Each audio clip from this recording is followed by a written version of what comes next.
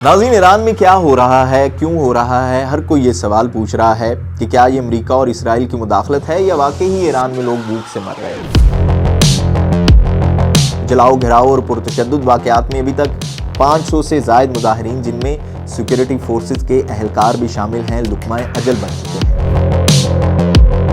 सवाल यहाँ पर यह भी है कि क्या ईरान में 1980 से कायम इस्लामिक हुकूमत की पॉलिसी से लोग तंग आ चुके हैं या फिर वेनेज़ुएला की तरह ये भी अमेरिका की तेल के ज़खायर और ट्रेड पर कंट्रोल हासिल करने के लिए एक साजिश है। बयानात की बात करें तो ट्रंप के बयानात के बाद खामनाई ने उन्हें फिरौन करार दे दिया है, लेकिन सवाल यहाँ पर यह भी है कि क्या ईरान इसराइल को फिर निशाना बनाएगा या ट्रंप दुनिया के तेल के रूट्स, ट्रेड और मईशत पर कब्जे की प्लानिंग में इसको आगे लेकर चलेगा। अमेरिका की क्या अबनाए हुर्मस पर अब नजरें हैं या ट्रंप और नेतन्याहू इस वक्त रजीम चेंज के फाइनल राउंड तक पहुंच चुके हैं। नाज़रीन, ईरान में बादशाहत का खात्मा आज से 45 साल पहले हुआ और तब से लेकर वहां एक इस्लामिक हुकूमत है जिसके सुप्रीम लीडर 1980 तक रूहुल्लाह खामनाई थे और इनके बाद से लेकर अब तक आयतुल्लाह खामनाई हैं। बतौर सुप्रीम लीडर इनके पास लामहदूद फौजी और इंतजामी इख्तियारात भी मौजूद हैं। लेकिन जहां पर यह बात समझना बहुत ज़रूरी है कि आज ईरान में जो एहतजाज हो रहा है या इमरजेंसी की सूरत हाल है, इससे कबल भी कई बार हुकूमत के खिलाफ एहतजाज हो चुके हैं। ख़ास तौर पर अगर 2022 में होने वाले एहतजाज की बात करें, जहां एक खातून के हिजाब ना पहनने और फिर इसके कत्ल पर मुल्कगीर एहतजाज हुए, जो कि अब के एहतजाज से बहुत बड़े थे। मौजूदा एमरजेंसी की सूरत हाल जो है वो 28 दिसंबर को सामने आई, जिसका ताल्लुक ईरान की बिगड़ती हुई मुआशी सूरत हाल से था। और ये जो वाक़यात थे वो तेहरान के एक बाज़ार से शुरू हुए, जो कि इस वक्त आप कह लें कि 31 सूबों तक फैल चुके हैं। और ताजरों ने पहले अपनी दुकानें बंद की, एहतजाज की और अभी तक आप कह लें कि इन पुरतशद्दुद वाक़यात में 500 के करीब जो मुजाहिरीन हैं वो मारे जा चुके हैं, जिनमें सिक्योरिटी फोर्सेस के अहलकार भी शामिल हैं। और ताकत के जोर पर फिर इन मुजाहिरों को रोकने की कोशिश भी की जा रही है। दूसरी जानिब इमलाक जलाई जा रही हैं, जिनमें अस्पताल, बैंक और मसाजिद भी शामिल हैं। अगर मुआशी सूरत हाल की बात करें तो हम सब जानते हैं जी कि ईरान की तेल की मईशत है, लेकिन इसके ऊपर सैंक्शंस हैं और वो आज़ादाना तौर पर तेल फरोख्त नहीं कर सकता, जिसकी वजह से आप कह लें कि इकॉनमी का बुरा हाल है। और हालिया जो इसराइल के साथ जंग हुई थी ईरान की, उसके बाद इकॉनमी इंतहाई दबाव में है इस मुल्क की, जो कि अब क्रैश के दहाने पर थी, जिसकी वजह से महंगाई और बेरोजगारी में शदीद इजाफा हो गया है और डॉलर की कीमत भी इंतहाई ज़्यादा हो चुकी है। जिसके बाद ईरान में ताजर और दुकानदारों ने एहतजाज शुरू किया, जिसमें फिर बाद में तलबा और सिविल सोसाइटी भी शामिल हो गई। इस बार के पुरतशद्दुद एहतजाज के वाक़यात जो हैं वो इसलिए भी मुख्तलिफ हैं कि वो ताजर बरादरी, जिसे बाज़ार का नाम दिया जाता है ईरान में, ये हमेशा से ही खामनाई की हिमायत करते रहे हैं और वो इस वक्त एहतजाज कर रहे हैं। अब बात करते हैं जी कि अमरीकी और इसराइली साजिश क्या वो वाकई ही इस एहतजाज में शामिल है या नहीं है। ईरान की जानिब से ये मुसलसल इल्ज़ामात अमरीका और इसराइल पर आयद किए जाते रहे हैं कि मुल्क में होने वाले ये पुरतशद्दुद वाक़यात जो हैं इसमें मोसाद मुलविस है, जो कि मुजाहिरीन को जदीद असलहा सप्लाई कर रही है और धमाका खेज मवाद भी फराहम कर रही है। और ईरानी मीडिया के मुताबिक ईरान के मुख्तलिफ शहरों से अभी तक इसराइली एजेंट भी गिरफ्तार हो चुके हैं, जो कि बैंक्स और ख़ास तौर पर मसाजिद को निशाना बना रहे थे, जो कि मेरे ख्याल में ये तासुर दुरुस्त भी है कि ईरान के लोग मजहबी लोग हैं, या हम जिस तरह से किसी दूसरे जो है वो इस्लामिक मुल्क की बात करें, पाकिस्तान की बात करें या ख़ित्ते के दीगर इस्लामिक मुल्कों की बात करें, तो किसी भी मुल्क में मेरे ख्याल में लोग एहतजाजों के दौरान इस तरह की जो हरकत हैं वो नहीं करते। मसाजिद को ख़ास तौर पे एहतजाज के दौरान नहीं जलाया जाता। ये जो मसाजिद जलाई जा रही हैं, इसके बाद कहीं ना कहीं ये बात वाज़ेह ज़रूर हो चुकी है कि जो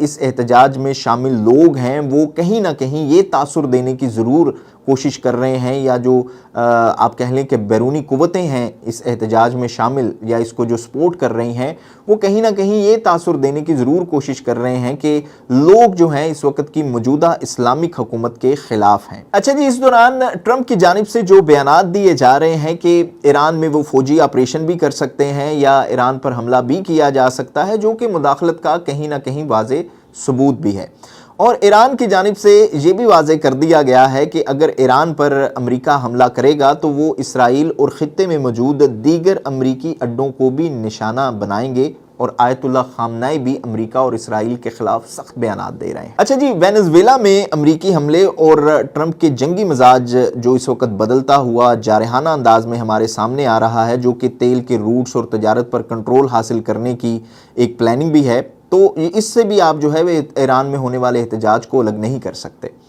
ایرانی فورسز اس وقت ہائی الرٹ ہیں، اور یہ بھی کیا آسرائیاں ہو رہی ہیں کہ ٹرمپ اپنے اس آخری ٹینیور میں وینزویلا کے ساتھ ساتھ ایران کے محاذ پر بھی تیزی سے کام شروع کر سکتے ہیں، جس کا خاص طور پر مقصد آبنائے ہرمز پر اپنی اجارہ داری قائم کر کے تیل کے اس بڑی سپلائی روٹ کے اوپر بھی قبضہ کرنا ہو سکتا ہے۔ اب یہاں پر لوگ یہ بھی سوالات اٹھا رہے ہیں کہ اگر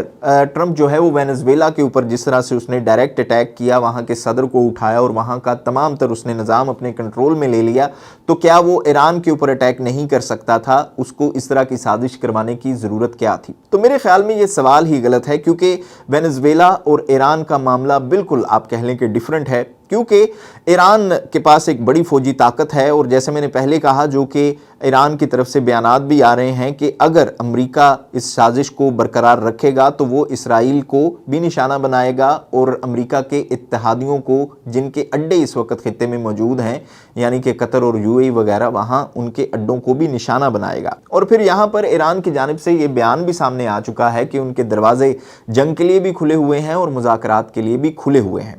تو یہ میرے خیال میں جو کمپیریزن ہے وہ نہیں کرنا چاہیے، وینزویلا اور ایران کا جو کمپیریزن ہے وہ نہیں ہو سکتا۔ اگر ہم ایران کے ساتھ جو ہے وہ امریکہ کی حالیہ قسط کو دیکھیں یا اسرائیل کی جنگ کی حالیہ قسط کو دیکھیں، جس میں آپ کہہ لیں کہ امریکہ اور اسرائیل نے اپنی پوری طاقت استعمال کی، لیکن اس کے باوجود بھی وہ ایران کو گھٹنوں کے اوپر بیٹھنے پر مجبور نہیں کر سکے۔ باقی اس بات میں بھی کوئی دو رائے نہیں ہے جی کہ جب بھی کسی ملک میں معیشت کمزور ہوتی ہے، مہنگائی اور بے روزگاری سے عوام تنگ ہوتی ہے، تو وہ پھر سڑکوں کے اوپر بھی نکلتے ہیں، اور اس چیز کا تعلق ڈکٹیٹرشپ، جمہوریت یا بادشاہت سے نہیں ہے، بلکہ آپ کہہ لیں کہ سعودی عرب میں بادشاہت بھی ہے لیکن وہاں کی عوام خوشحال ہے، اس لیے وہاں کی عوام جو ہے وہ سسٹم سے کوئی زیادہ پریشان نہیں ہے۔ لیکن ایران کی جس طرح کی معاشی صورتحال ہے، اس تناظر میں آپ دیکھیں کہ وہاں کی نوجوان نسل جو ہے وہ دنیا میں بدلتی ہوئی صورتحال یا نظام کو بھی دیکھ رہی ہے، اور دنیا میں وہ جب رائج نظام کو دیکھتے ہیں تو پھر سوالات بھی اٹھاتے ہیں،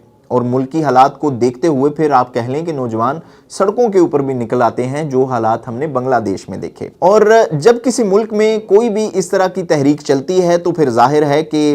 دشمن بھی اس چیز کا فائدہ اٹھاتا ہے، اور جب آپ کا دشمن امریکہ اور اسرائیل جیسا ہو تو پھر امتحان بھی کڑا ہوتا ہے۔ لیکن یہاں پر سوچنے اور کہنے والوں کی اپنی اپنی رائے ہے۔ کچھ لوگ ایران کی موجودہ صورتحال کے بارے میں یہ کہتے ہوئے نظر آتے ہیں کہ یہ ایران کی کمزور ہوتی ہوئی معیشت کا نتیجہ ہے، اور وہاں پر مسلسل جو ایک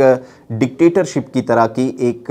حکومت چلتی آ رہی ہے، جو کہ بادشاہت کے بعد قائم ہوئی تھی، یعنی کہ خامنائی سسٹم جو وہاں پر چل رہا ہے، لوگ اس کے حوالے سے بھی بات کرتے ہیں، اس کے اوپر بھی تنقید کرتے ہیں۔ لیکن یہاں پر جو لوگ ان کی حمایت میں بات کرتے ہیں وہ یہ بھی ہے، اور وہ سچ بھی ہے، کہ دنیا میں ایران ہی وہ واحد طاقت ہے جو اس وقت امریکہ اور اسرائیل کے لیے ایک بہت بڑا چیلنج بنا ہوا ہے، اور تمام تر مجبوریوں اور تمام تر معاشی اور آپ کہہ لیں کہ اقتصادی صورتحال کے باوجود بھی وہ تنے تنہا امریکہ کے سامنے کھڑا ہوا ہے، جو کہ کہیں نہ کہیں صرف اور صرف ایک نظریات کی جنگ ہے۔ آپ اس حوالے سے کیا رائے رکھتے ہیں؟ کمنٹ باکس میں ضرور بتائیے گا۔ دیکھتے رہیے گا نیوز الرٹ۔